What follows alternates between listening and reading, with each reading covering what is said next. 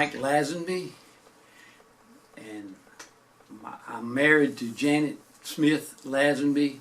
We've been married 53 years, and I have 3 girls and 8 grandchildren. My name is Jennifer Gully Wicker. I'm married to James. We've been married for almost 48 years. We have 1 daughter. Her name is Amanda. We have 2 grandchildren. And my daughter is also a teacher. And I have spent my entire life in Union Parish. My name is Tommy L. Carr. Married to Martha Simmons Carr for 41 years. We have 2 children. Kirsten is our oldest daughter, and Thomas Christopher Carr is our son. I have 1 grandson, that's Jalen Gant, that's 9 years old. My name is Jackie Cleveland Hill. I live in Spearsville, Louisiana, and I am married and the mother of 3 adult children and 8 beautiful grandchildren. I began my teaching career at Spearsville High School, so I was elated to be able to live there at the same place where I worked. I am a product of Union Parish Schools. I began my elementary school years here in Farmerville, Louisiana at Union Parish Technical Training High School, which was a comprehensive K through 12 school. Happened to also be right in my neighborhood, so we had the luxury of not having to deal with buses because we walked to school. It was only a block and a half from where we lived. I grew up in Bernice, and I attended Bernice Elementary School. I have spent my entire life in Union Parish. Went to school here my entire life, and with the exception of 1 year when we were away when we first got married, I've spent my entire career here. 33 years in the Union Parish school system. Loved every moment of it. Actually, I started out at the Eastside High School, and then the integration, if I'm not mistaken, it was in 69 I believe, 69, 70 school year. So I attended Eastside High, and then Farmerville Elementary. I believe that was what was the name of it, I believe. Attended high school at Farmerville High School. Graduated in the 74-75 school year. I played basketball, love basketball. That's one of my favorite sports is basketball and football. And also I was involved in the student government, was actually on the student government as an officer. I was a reporter during that time and at high school. Well, with the students, man, wow. That was all the way through school. That was Gonzaga Cleveland, Calvin Davis, Afford, Pearson. That's in the back in the formative years and in the early years in grammar school, grades 1 through 8, and then as we matriculated through school in high school, Michael Wines, Gary Watley, Howard Owens, those guys. Then during the integration of 69, we were in the 8th grade, and that was an awesome year. I say again, that was integration, and we had to come together, both black students and white students, and young, and they didn't know us, we didn't know them, and it was a different experience. I played basketball in the 8th grade, and Mr. Tommy Futch, who is presently owns Farm Bureau here in Farmerville, was our first organized coach, and oftentimes, even right today, we talk about those days in that particular year, and I still yet commend him for his work that he did, because he took a group of black boys and four white boys on the basketball team, and actually we drove all over this area. In his vehicle, we packed it down, and you should see in our uniforms. Our uniforms was they were old and wore out, because they were the uniforms that Eastside had that was left over because the school district didn't have enough money to buy us new uniforms and that kind of things. In some kind of way, Tommy Futch found some money somewhere and bought us basketballs. But I still remember the starting 5 was Wayne and Lane Allen from Marion, Louisiana, two white boys from Marion. John Albritton lived here in Farmerville, and that was Michael Wines and Gonzaga Cleveland. That was our starting five, and it was awesome. It was an awesome experience. But we not only, you look at basketball that particular year, and as we look back, basketball brought us closer together. It was a unique experience, and we just had fun riding with. And you know, people would look at us crazy too.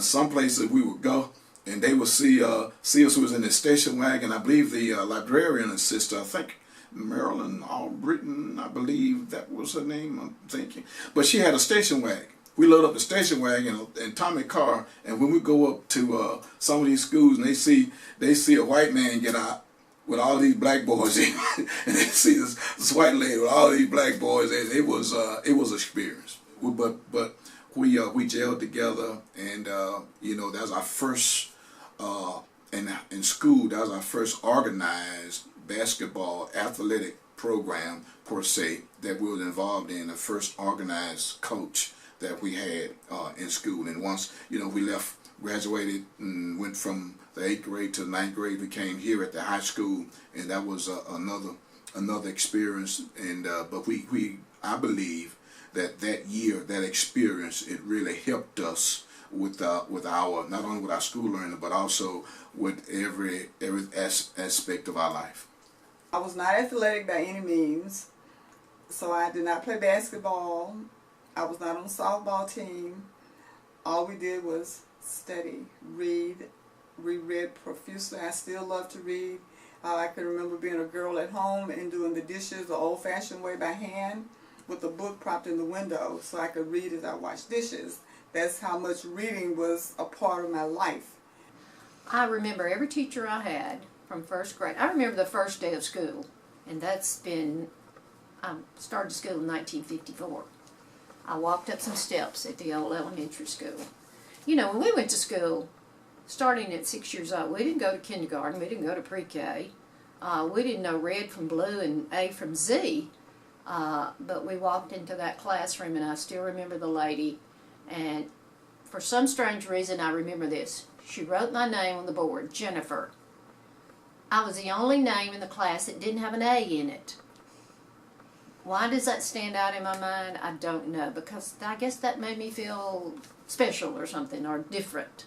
But I remember every teacher, and I have a special memory about each of them. I had some wonderful teachers. When I was a student, I was a complete nerd. We maintained our own study group, but seriously, we had honor society, and one of the unique things about it was that our civics teacher, Mr. Cecil Kennedy from Lilly, Louisiana, would get the voting machines from right here in the parish and bring the voting machines to the school, and we actually had to campaign for offices. Students don't do that anymore. I don't think they do, to my knowledge, but we had to actually campaign for any office that we wanted to seek for the student council. So that was always a great time because we were so competitive. I had cousins and best friends in school, and we all tried to outdo each other. We were reading Oedipus Rex in 8th grade because we wanted to, just to learn. We competed with each other for who could read the most books, or who could do a scene from Macbeth solo. Those were the kind of things that we were involved in. We were a true nerd. We were true nerds. Well, I graduated high school in 1961, so that means I started in 57 and went just through high school there at Bernice. As I was growing up, my teachers had a great influence on me. We had some wonderful teachers when we were in school. It's a little different than it is now, having gone all the way through. Sometimes teachers make a whole year, sometimes they don't. Now, you knew who your teacher was going to be in the 4th grade when you were in the 1st grade, back when I began. My 1st grade teachers, all those teachers were dear to my heart. They still dear to my heart right now, because I still believe that those are those formative years, and those are those important years. And my first grade teacher just recently passed away this summer. I went to her service, Miss Hazel Douglas from Grambling, and everybody in our area knows Miss Margaret Crawford, so she's dear to us. Also Miss Williams, Miss Georgia Williams. I can name all my teachers. Georgia Williams. That was Mary Hendricks, Miss Gracie Kelly. Also Miss Ruthie Fields was in the 6th grade. 7th grade, Mr. Eugene Jonikin from Spearsville. I can't say enough about those teachers, and thank God for them. I love my band teacher. He was absolutely wonderful. We had a wonderful band, almost 100 members in the band. He took us on trips. He took us to Dallas, Texas. Little country kids going to Dallas. We thought we were really something. And Miss Mary Louise Reed, who was, to me, really like a mentor to me. She was just a wonderful teacher. Taught advanced math, calculus, trig, physics. Wonderful teacher. It was only when the schools were consolidated in 1960, 59, 60, I believe, or 1960, 61, that we were shuffled to what was then Eastside High School in Farmville, as were students from Marion, Downsville, Littrow, and all places in between, even Sterlington. That was the biggest change for us as we moved from the comfort of our own neighborhood elementary school to this huge, what appeared to us at that time, a huge high school with all of these new people that we had to become acclimated to. There were people that we did not know, but we soon made friends with them, and they became actually lifelong friends. But it was a shock to us at that time, because we were so incubated in our own little community, where even on rainy days we had the luxury of being driven to school by our parents, and we never had to worry about riding a bus. Speaking of when we changed to a unified school system from the two segregated systems, in 1965 I came into Union Parish, and there were dual schools. We still had East Side and West Side High School. We had all of our other schools in the parish. I stayed 2 years, and it was that way. I was gone for 3 years to Arkansas, came back, and when I came back, the transition had taken place. Now, I run into that transition while I was in Arkansas at Huddock. It had already taken place there, and there was really no problem. I didn't run into any problems whenever I got back. I was at Linville, which is a country school, but we had a large segment of our kids come from what's West Sterlington down and below were Hale and Spencer and down in that area. And we had no problem with all of that. Our schools had already consolidated with the other schools when I started in 1972. There was still a little hostility, and that was understandable. But we began to meld together, and there was a time when nobody even knew the difference. So it was a pretty easy transition. Just like going from any school to another school, whatever the situation might be. It takes time to get that where it's workable. Really, the teachers did a good job making a smooth transfer. Without the help of all the teachers, it would not have been possible. I believe what made this workable would have to be the teachers working to let kids know, we're interested in you. Black, white, girl, boy, it didn't matter. We were interested in our students, and I think they soon learned that. Well, I like sports real well, athletics. Played baseball and basketball, but the teachers that I had in high school really prepared me. I also liked the classroom, but I liked being around the kids, and probably I had a couple of coaches, Johnny Emmons and Coach Simon Pearson that kind of steered me into education. High school, I remember Miss Margie Wade, that was the librarian here at the high school. She played a part because where I lived, her husband, they had property there, across what we call across Darbone. We call it the Darbone. And during the summer, we would work for her husband hauling hay. Our families grew up together in that area, so she was close, and she knew me on a personal basis. So it helped me in high school. So if I had some problems or had some trouble in class or with a teacher or somebody, I would go to her, and she would take care of. She would take care of. That's my boy. That's my boy. I gotta leave my boy alone. So she was important, as well as Miss Geraldine James. She was important.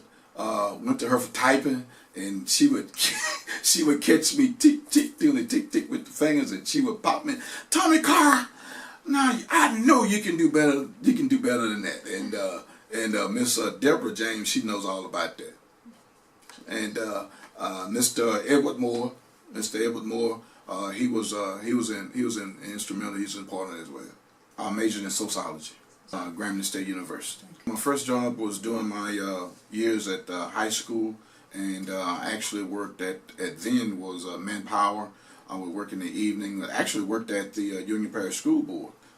Worked out there when Mr. Charles Carpenter was the superintendent. I worked alongside with the late Mr. Thaddeus Wallace and one of the present police jury members, Mr. Charles Sawyer. They sort of took me under their wings and sort of guided me and steered me along the way. They worked me hard too. I won't forget that. But I was used to hard work anyway, though, I think. First job I got was back at Bernice after I had gone to Northeast Louisiana University at the time. It's ULM now. I had an opportunity to go back to Bernice, and I stayed at Bernice for 2 years before moving to Huddick, Arkansas. I began teaching in August of 1965. The superintendent at that time, Mr. George Cole, interviewed us, and also Mr. Rayburn Nolan, who was a supervisor. Both interviewed me. I went to Bernice for 2 years, 1965 through 67. Moved to Huddick, Arkansas, stayed 3 years. I left there in 1970, went to Union Parish to Dodson High School for 1 year. 1971, I went to Linville, stayed there for 5 years. And from Linville, I became principal at Downsville High School. And I was at Downsville from 1976 to 1996, 20-year period. And from there, I came to the central office as superintendent. Dr. Glenn Haynes, who at the time was principal at Marion High School when I was working at Linville. He had a great influence on me. Mr. Rayburn Nolan also had a great influence upon me, and Mr. Carpenter had a lot to do with my career. I have 36 years total in teaching, retiring in 2001. When I went to Bernice, because I was certified in social science, because geography and all of those subjects are included in it. When I was at Bernice on the temporary certificate, I also taught 7th grade Louisiana history. Well, I had a regular certificate for that, but it was a science. I had to teach 2 science classes to 7th and 8th graders. And I taught Louisiana history, American history, geography, a little world history, and of course coached PE classes.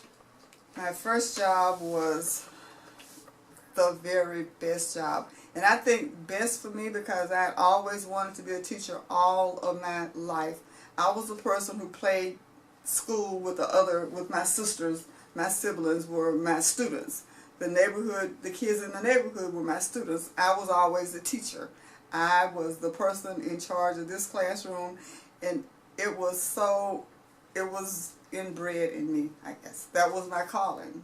I felt that was my calling, and I tell people even today that was the best job. Teaching is the best job in the world to me. I don't think that there's any other profession that is as rewarding as being a teacher.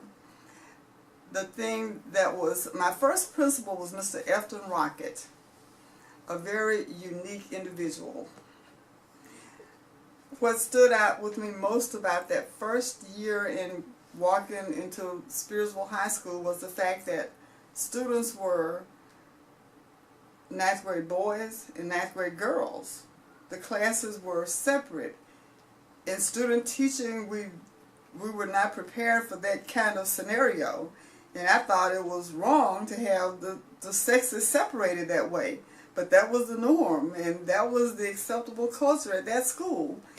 It was different, but it was doable. I did not want to become a teacher. That was my second choice. I wanted to go in social work, which is very similar to the teaching profession. But at that particular time, you needed a master's, and I was not going to ask my parents to put me back through school. So when my husband and I got married, I went back to Louisiana Tech and got another degree in education, and that's basically what led me into it. I've wondered why sometimes, but I just think it was the right thing to do. I have only taught at one school. Well, I actually taught a year in a private school in Shreveport, but I don't really count that. I came here in 1972. I called our superintendent at the time, who was Mr. Charles Carpenter, and told him that I had graduated. And he said, "Jennifer, come for an interview." And I came for an interview, and he hired me that day as an English teacher at Spearsville High School, even though English was my minor. Social studies was my major at that time, but he hired me as an English teacher, and I ended up loving that. So that's what I did. Following those first 5 years at Spearsville High School, I worked at Lilly Middle School. I went there as a librarian, and I stayed as a librarian at Lilly for the next 7 years before taking another job. You might say I worked all over the parish, because after the 7 years as librarian at Lilly Middle School, I took a job on federal programs as a computer lab technician, and that afforded me the opportunity to travel to the other schools in the parish. Lilly Middle School was my base school, but Bernice High School, Marion High School, and Farmerville, at that time, Farmerville Middle School was the other school. So those were the other 3 schools where I had to travel and keep their computer lab systems going on a weekly basis. I was a yearbook sponsor, so I taught a yearbook class. Working the yearbook is not that easy. It's difficult to get kids to, all they want is have a picture of themselves in it, and that's it. And to put a yearbook together is really difficult. The kids would help me some, but for the most part, I ended up doing most of it myself. And it's a year-long thing, and it takes a lot of time. Mm-hmm. I taught civics, I taught speech, and English 1, 2, 3, and 4. So I always tell the students, if you don't like me in 9th grade, you are doomed, because you're going to have me again in 10th, 11th, and 12th. So it was basically what I taught my entire career, was high school English. It ended up being my favorite subject. It really did. And to this day, I love to read anyway. I always loved to read. And so that just fit right into the things that I love. And I've always loved grammar. People think I'm crazy because I like grammar, and I just think it's so important that we be able to speak correctly.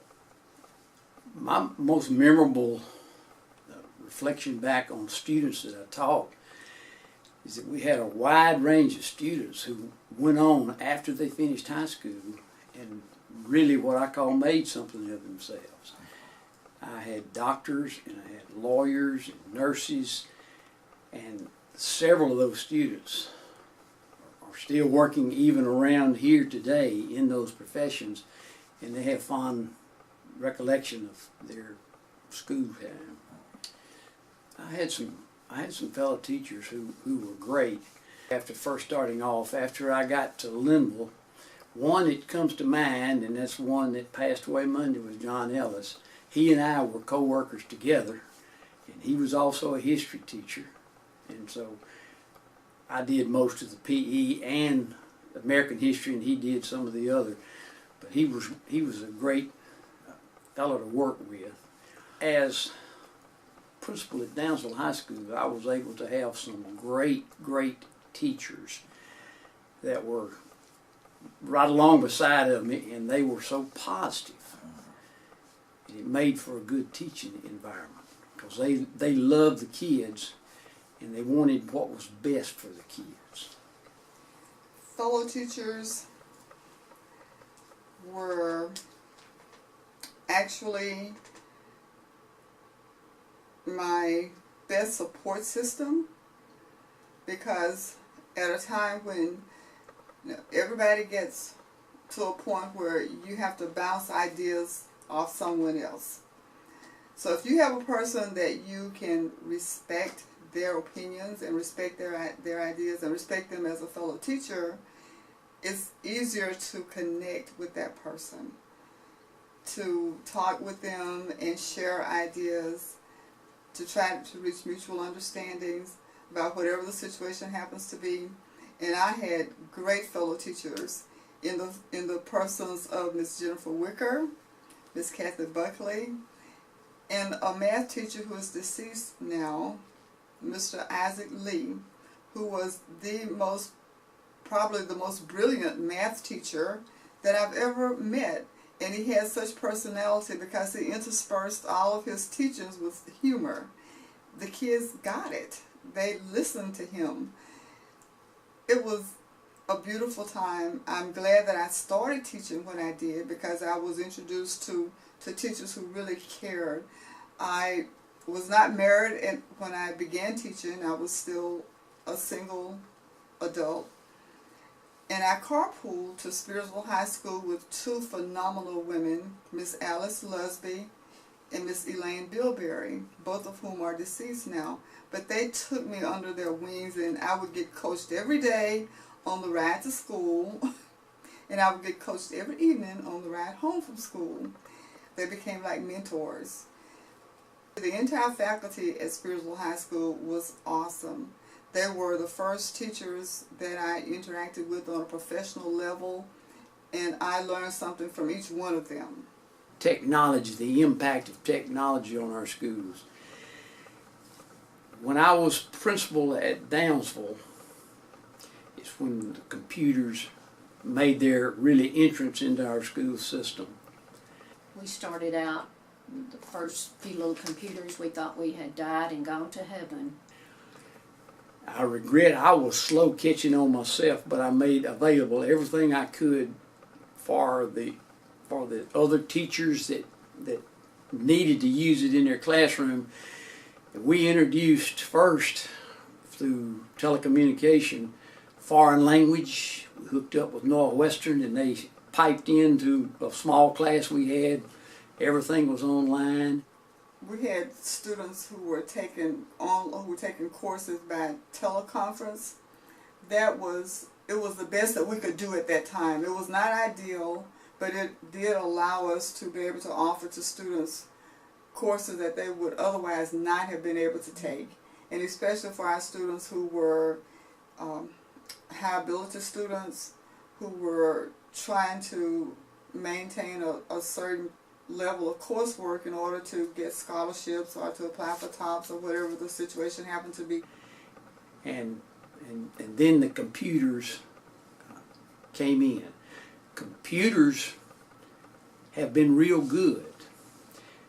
But at the same time, there were, we took away where students would actually have to do research on their own. Things were so easy to find on the internet, and then they could copy them and pretend that was, their own work. Good, bad, or ugly, I think in the long run, technology has been good for the school systems. With the technology that we have today, I see why no student should be left behind. If they put forth just the most minute effort, they should not be left behind now. Computers cannot replace a teacher, but we were able to get advanced math and a lot of deeper subjects, higher level subjects, through the use of computers. And let's face it, computer age is here, and that's what we've got to do. I think dual enrollment is one of the best things that has ever come out of our education system. My youngest daughter was able to capitalize on dual enrollment. When she graduated from high school, she had 12, 13 credits for Louisiana Tech, which transferred to, I will not say another HBCU, to an HBCU, Southern University, which is our arch rival, I might add. It was beneficial to my family, for my students, for my children. I am very happy that we have dual enrollment. I would like to see more students involved in dual enrollment, but what I'm hearing and talking with teachers who are in the system now, the students don't seem to understand the importance of dual enrollment.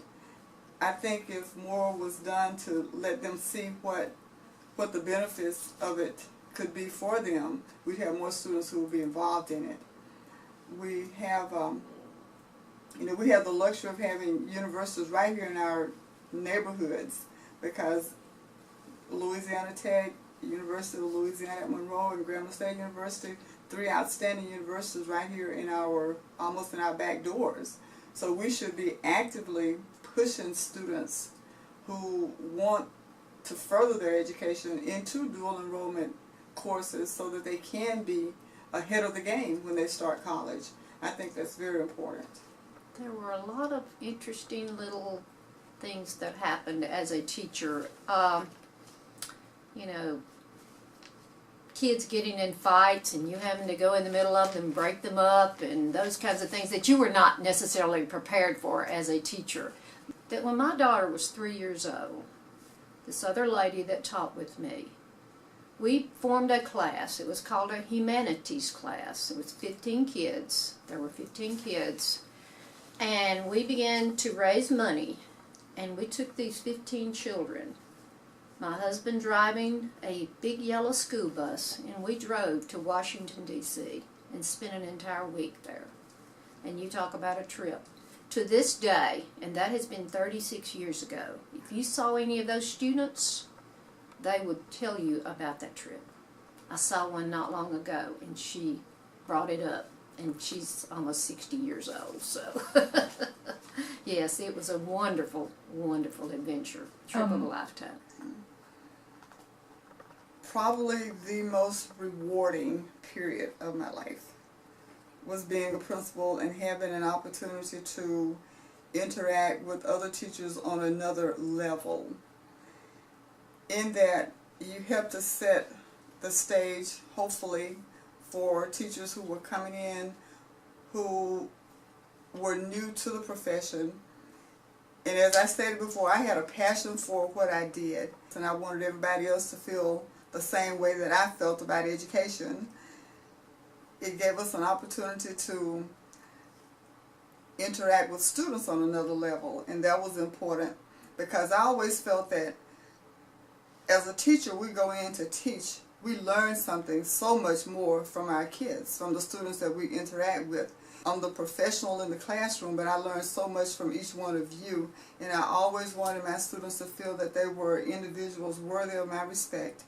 Had a student, Wes Bowen, and I hope Wes will not mind me calling his name, who told me one day that, he said, "Miss Hill, there's a snake on the window ledge," and he was just a practical jokester, and I said, "Oh, sure it is," and just kept right on with my little teaching duties.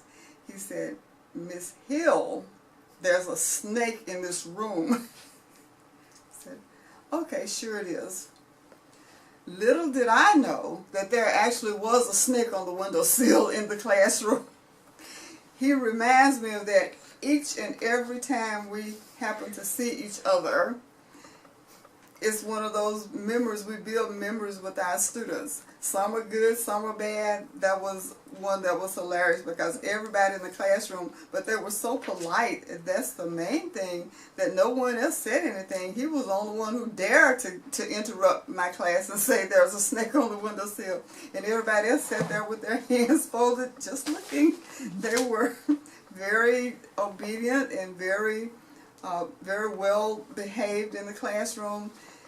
I don't know whether I had anything to do with that. I like to think I did, but they were my babies, and I still call them that, even when I can't remember their names. I said, there were so many of you guys, just one of me. Now, I recognize your face, but tell me your name. I'm older now. I saw the biggest change, I suppose, was with parents, because we had so much parental support in the beginning. When I began teaching, there were PTOs, and parents actually came to the PTO meetings. They wanted to know what was going on with their students, their kids in school. It was hard. You could have a parental involvement night with food, games, movies. It didn't make any difference, and 5 people show up. The 5 people who did not need to be there were usually the ones who came out for those parental involvement nights. But prior to that, we had so much parental involvement. I always did believe, and I still believe, that that's important. It's a big key to a lot of the things that I see and hear and observe when I'm at the schools. But what's going on now? The parents are not hands-on enough. They're not taking an active enough role in what's going on with their students. I had a parent who came to the school when I was principal, and this was like February, and she came to the school in the office, and she asked to see her daughter's teacher, but she didn't know who the teacher was. It's February of the school year. I wanted to be embarrassed for her because she was not embarrassed. As teachers, we become more than teachers. We are counselors. We take on a parental role with our students. Back in our day, there was no ifs and buts about it. You got up and you went to school. You would know hardly ever you would hear of one of your classmates skipping, going to school and skipping school or cutting class, that kind of thing. It's just something that's unheard of. Very seldom one of your classmates will get in trouble because they skip school. Now it's an everyday occurrence, and we see absolutely too much of it. When we went to school, you didn't get sent to the office. I don't ever remember anybody in our classes or anything that got sent to the office. And so I tried to do that in my career, that I was understanding of children. You know, I sent very few kids to the office in 33 years of teaching. Most of the things I could handle myself. And I tried to go back and use that as a model of the way we were treated when we went to school. Teaching is more than just providing information, but also teaching has a lot to do with discipline, with the character. So if you're learning, if you're growing, if the information is there, it also should change your behavior. And I see that as a problem today with that. We had a unique situation called first load and second load. If you rode the first load bus in the morning, that meant that you were second load in the evenings. That worked out fine. I could not see that happening with students today, but for us it was beautiful.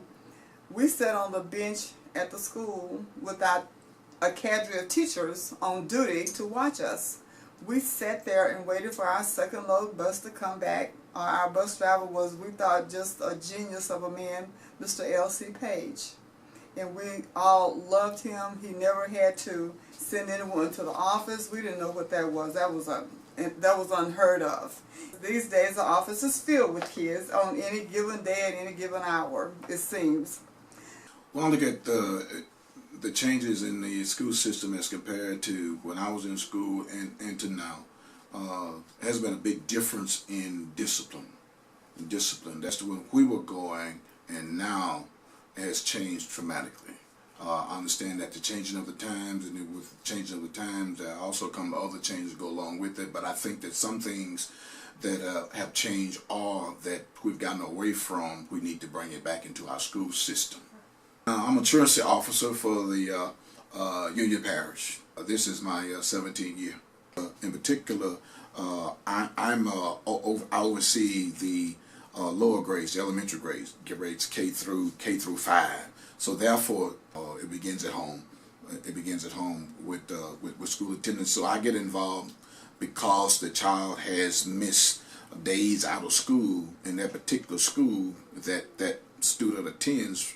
Make a referral to our truancy department through the district attorney's office. So therefore, automatically right there, we hurriedly recognize that there is a parental problem within the family. That's very important. If the child is not in the classroom, then the child is not won't receive an education. Children these days, a lot of them just don't want to go to school, and then parents are not is not providing. I say the parental supervision that's needed in the home. I look at this as the church as a ministry, because I'm put right in line with families who are in need, families who are hurting.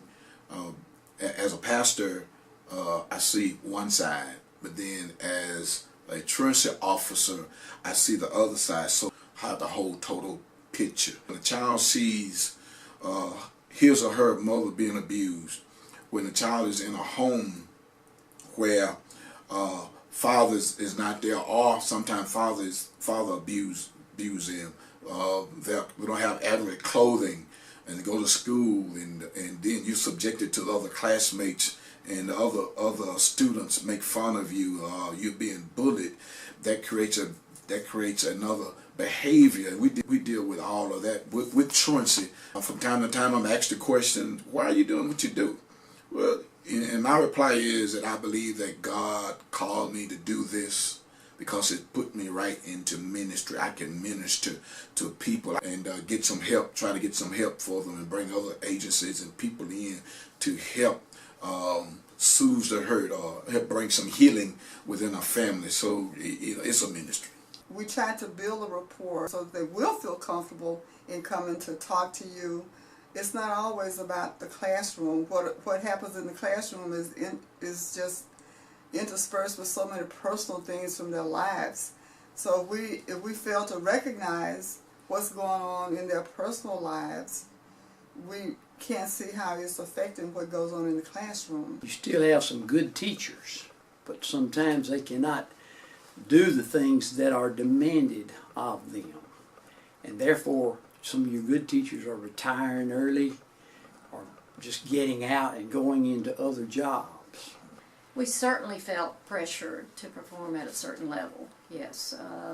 If you tell me what you want, let me alone, I'll get it done.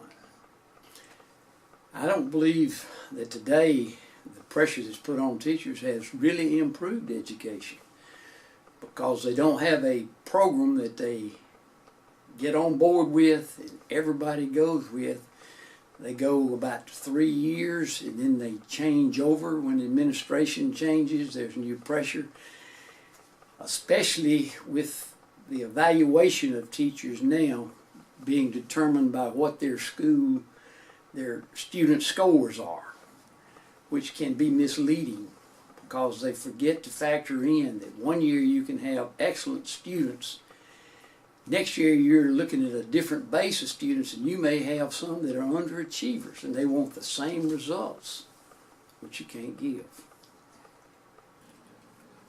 My advice to a beginning teacher is, first of all, be sure that you are called to that teaching profession. Make sure that this is the job that you want.